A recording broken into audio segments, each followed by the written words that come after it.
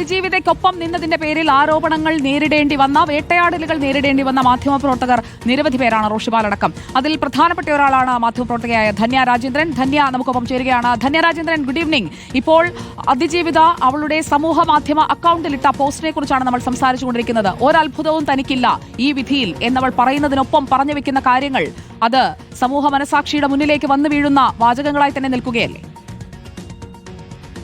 എനിക്ക് ഇത് സമൂഹ മനസാക്ഷിയുടെ മുമ്പിൽ വന്ന് നിൽക്കുന്ന വാചകങ്ങളാണോന്ന് എനിക്കറിയില്ല. ബിക്കോസ് 2 ദിവസങ്ങളായി സോഷ്യൽ മീഡിയയിലൊക്കെ കാണുന്ന അത് ഞാൻ പറയുന്ന എല്ലാവരുമല്ല, പക്ഷെ ഒരു ശതമാനം ഒരു ഇമ്പോർട്ടൻറ്റ് ശതമാനം ആൾക്കാരുടെ റിയാക്ഷൻസ് എനിക്ക് ഭയങ്കര ഷോക്കിംഗ് ആയിട്ട് തോന്നിയത്. അതായത് അതിജീവിതയെ കുറ്റപ്പെടുത്തുകയും അല്ലെങ്കിൽ അവർ പറഞ്ഞതൊന്നും ശരിയല്ല, ഈ കൊട്ടേഷൻ ആരാണ് കൊടുത്തത്, ഇനി അവരുടെ സുഹൃത്തുക്കളാണോ, അങ്ങനെ എന്തൊക്കെ രീതിയിലാണ് ഇങ്ങനത്തെ പ്രചരണങ്ങൾ നടക്കുന്നത്. അതുകൊണ്ട് ഒബ്വിയസ്ലി ഷീ ഈസ് ഡിസപ്പോയിന്റഡ്. അത് മാത്രമല്ല, നമ്മൾ ഈ വിധി വായിക്കുമ്പോൾ സുജയ, ഈ വിധിയിൽ തന്നെ പറയുന്ന പല കാര്യങ്ങളുണ്ട്. അതായത് അതിജീവിതയെ വിശ്വസിക്കാത്ത അല്ലെങ്കിൽ അതിജീവിത ഫാബ്രിക്കേറ്റഡ് ആയിട്ട് പറഞ്ഞ കാര്യങ്ങളാണെന്ന് വിധി പോയിന്റ് ഔട്ട് ചെയ്യുന്ന 3-4 കാര്യങ്ങൾ പ്രത്യേകിച്ചുണ്ട്. അബാദ് പ്ലാസയിലെ ഇൻസിഡന്റ് ആയാലും, ദിലീപ് കാരണമാണ് എൻ്റെ അവസരങ്ങൾ പോയി എന്ന് അതിജീവിത പറഞ്ഞത്, അല്ലെങ്കിൽ ദിലീപ് ഷോയിൽ ഒരു ബസ്സിൽ വെച്ച് എന്നെ ത്രെറ്റൻ ചെയ്തു എന്ന് പറഞ്ഞത്, ഇതൊന്നും തന്നെ കോടതി അംഗീകരിച്ചിട്ടില്ല. അതിജീവിത പറഞ്ഞ കാര്യങ്ങൾ തന്നെ കോടതി അംഗീകരിച്ചിട്ടില്ല. അത് മാത്രമല്ല, ആ ഒരു സെക്ഷൽ അസോൾട്ട് നടന്ന സമയം വളരെ പ്രധാനമായി പറഞ്ഞൊരു കാര്യവും കോടതി ആക്ച്വലി വിശ്വസിച്ചിട്ടില്ല. അതുകൊണ്ട് അതിജീവിതയ്ക്ക് കൂടുതൽ ഡിസപ്പോയിന്റ്മെന്റ് ഉണ്ടാവാൻ കാര്യമുണ്ടല്ലോ. അതായത് മറ്റുള്ള വിറ്റ്നസ്സുകളെ തള്ളിക്കളയുക എന്ന് മാത്രമല്ല, അതിന് കോടതിക്ക് പല കാരണങ്ങളുണ്ടാവും. മറ്റുള്ള വിറ്റ്നസ്സുകളെ ടെക്നിക്കൽ ഗ്രൗണ്ട്സിലോ നോൺ ടെക്നിക്കൽ ഗ്രൗണ്ട്സിലോ കോടതി വിശ്വസിക്കാതിരിക്കാം. അതൊരു കോടതിയുടെ പ്രൊറഗേറ്റീവാണ്. പക്ഷെ അതിജീവിത പറഞ്ഞ പല കാര്യങ്ങളും കോടതി വിശ്വസിച്ചിട്ടില്ല. ചിലപ്പോൾ അതുകൊണ്ട് ഇവിടെ അതിജീവിത എഴുതിയതിലെ പ്രധാനമായും അതിൽ നിന്ന് ഇനെ നക്ഷൽ നമുക്ക് എടുക്കാൻ പറ്റുന്നത്, കോടതിയെ തനിക്ക് വിശ്വാസമില്ല, അത് വിധിക്ക് മുൻപുമില്ല, വിചാരണ വേളയിലുമില്ല, വിധി വന്ന ശേഷവുമില്ല.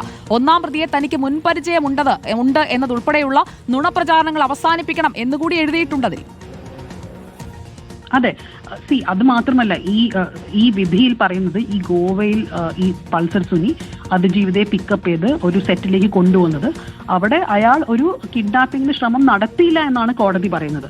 അപ്പൊ അതിൽ നിന്നും ആൾക്കാർ ഇങ്ങനെ കൂട്ടി വായിക്കുകയാണ്, അപ്പൊ അതിജീവിതയ്ക്ക് പരിചയമുള്ള ഡ്രൈവറാണ്, ഇത് നേരത്തെ തന്നെ ഈ അക്യൂസ് നമ്പർ 8 ചാനൽ ഇന്റർവ്യൂസിൽ പറഞ്ഞ കാര്യം തന്നെയാണല്ലോ. അപ്പൊ ഈ ഒരു കോൺവെർസേഷൻ പല വർഷങ്ങളായിട്ട് നമ്മുടെ മുന്നിൽ ഉള്ളതാണ്. പക്ഷെ ഇങ്ങനൊരു വിധി വന്നതിന് ശേഷം അതിന് കൂടുതൽ ഒരു ശക്തി ലഭിച്ചിരിക്കുകയാണ്. അത് തന്നെയാണ് ഈ അതിജീവിതയുടെ ഡിസപ്പോയിന്റ്മെന്റിന് കാരണം.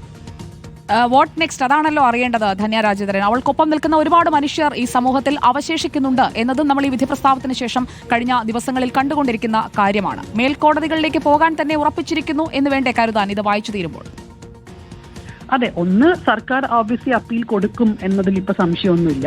2, ഈ സർവൈവർ തന്നെ അപ്പീലിന് പോകുമോ എന്നൊരു സംശയമാണ് ഉണ്ടായത്. പക്ഷെ എനിക്കൊന്ന് ഈ റിയാക്ഷൻ നമുക്ക് മനസ്സിലാക്കാം, സർവൈവറും അപ്പീലിന് പോകുമെന്ന്. അതിൽ എനിക്ക് ഉറപ്പായിട്ടും ഇപ്പൊ തന്നെ പോയിന്റ് ഔട്ട് ചെയ്യാൻ പറ്റുന്ന പല കാര്യങ്ങളുണ്ട്. അതായത് ചില 161 കോടതി ഡിസ്കാർഡ് ചെയ്യുന്നു, ചില 161 സ്റ്റേറ്റ്മെന്റ്സ് ആക്സെപ്റ്റ് ചെയ്യുന്നു. ഇനി ഹോസ്റ്റലായ വിറ്റ്നസ്സുകൾ ഭാമ, സിദ്ദിഖ് എന്നിവരെ കുറിച്ച് കോടതിയുടെ പരാമർശങ്ങൾ, ഇതെല്ലാം തന്നെ ഒരു അപ്പീലിൽ എനിക്ക് തോന്നുന്നു ചൂണ്ടിക്കാട്ടാവുന്ന കാര്യങ്ങൾ തന്നെയാണ്. Okay, thank you Dhanya Rajendran. അവൾക്കൊപ്പം ഉറച്ചുനിന്ന ഒരാളെന്ന രീതിയിൽ കൂടിയാണ് ഈ താങ്ക് യു.